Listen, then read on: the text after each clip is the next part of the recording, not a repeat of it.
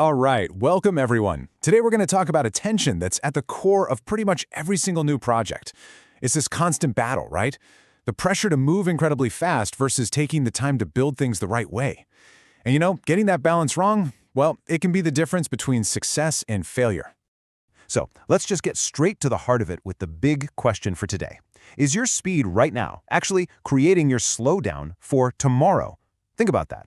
All those shortcuts you're taking to get ahead, could they secretly be setting you up for a massive roadblock down the line? It's a really powerful thought, so let's dig in. Okay, first things first, let's be real.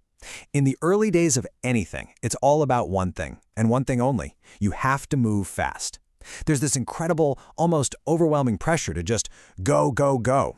And look, let's be super clear here. Nobody wants to build a messy product that's impossible to manage later. It's not like founders are lazy or just don't care. It's a side effect. It's a direct result of that intense pressure to just survive.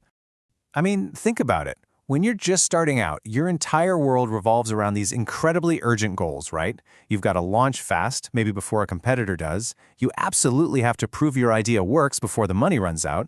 And you desperately need to get those first few users to show that you're not crazy.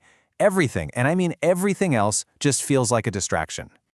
So when someone brings up architecture, thinking about the deep down structure of your product, it just feels like a total luxury, doesn't it? It feels like, yeah, that's a later problem. We'll deal with that when we're successful.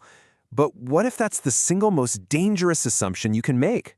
Because here's the thing about that later problem. It has a nasty habit of showing up a lot sooner than anyone expects. And that brings us to the real hidden cost of rushing things at the start. And here it is, a fundamental truth. Every single decision you make early on, and maybe even more importantly, the decisions you avoid making, they set your path. It's like you're laying down tracks. And once those tracks are laid, it's really hard to change direction. You are, whether you realize it or not, defining the absolute limits of how your product can evolve. And the first sign that you're in trouble usually shows up right here. You try to add a new feature, something that seems like it should be simple, and suddenly, it's this massive, complicated ordeal. The whole system is so tangled up that adding one little thing feels like you might break 3 other things. And just like that, your progress slows to an absolute crawl. What's next?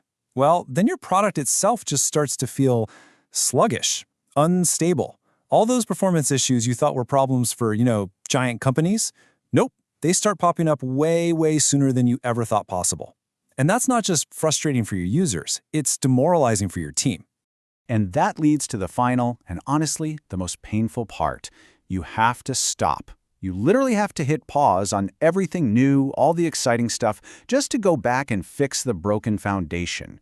We call it refactoring, but what it really is a momentum killer. It's not just about the cost of your team's time.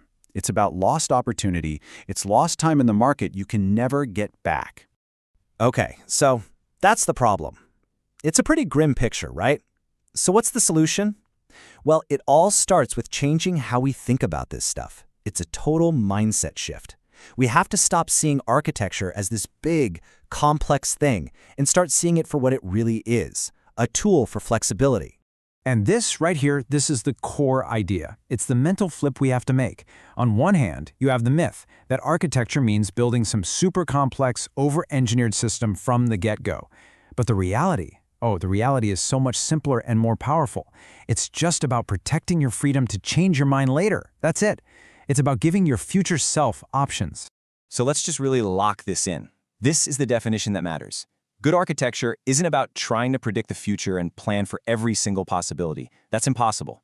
It's about making sure your foundation is solid and flexible enough to handle whatever future actually shows up. That's the whole game. And you see, when you start thinking this way, everything changes. Suddenly, architecture isn't this heavy burden that's slowing you down anymore. No, it becomes the launchpad.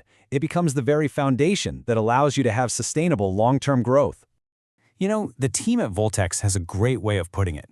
They say architecture is the quiet foundation behind sustainable growth. I love that phrase, the quiet foundation. It's not the flashy new feature that gets all the attention in the press releases. No, it's the invisible stuff. It's the solid structure underneath it all that lets you keep building bigger and better year after year. So I'll just leave you with this one question to think about for your own projects. What you're building right now, Is its foundation made of stone, something solid and intentionally designed to adapt and grow? Or is it built on sand, where today's speed might just be creating tomorrow's collapse? It's a really important question to ask yourself. Thanks for joining me.